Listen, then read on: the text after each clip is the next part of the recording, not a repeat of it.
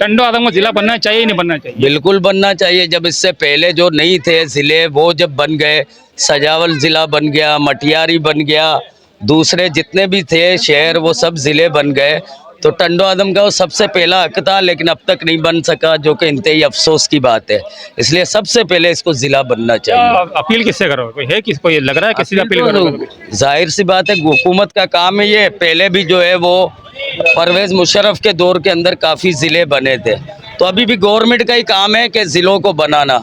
मुतालबा उन्हीं से कर सकते हैं, लेकिन यहाँ लगता नहीं है, यहाँ कोई सियासी चक्कर है या कोई भी चक्कर है जिसकी बिना के ऊपर यहाँ ज़िला नहीं बन रहा। तो हमारा मुतालबा है कि फौरी तौर पर इसको ज़िला बनाया जाए। पूरे ज़िला सांगड़ का दिल टंडो आदम है, हुस्न के लिहाज से, तरक्की के लिहाज से, इंडस्ट्री के लिहाज से और जो है तमाम लिहाज से जो है ये ज़िला बनने के काबिल है, लेकिन इसको नहीं बनाया जा रहा। ये इंतहाई ज़्यादती है, हमारे साथ जुल्म है। सांगड़ जब ज़िला है अपनी जगह पर है, ये इतना बड़ा ज़िला है, ये खिपरो तक वो खैरपुर के बॉर्डर तक लग रहा है, वहाँ हिंदुस्तान को बॉर्डर लग रहा है, तो इतनी बड़े रकबे के ऊपर पूरा ज़िला बना हुआ है, तो इसको फौरी तौर के ऊपर जो है टंडो आदम को ज़िला होना चाहिए।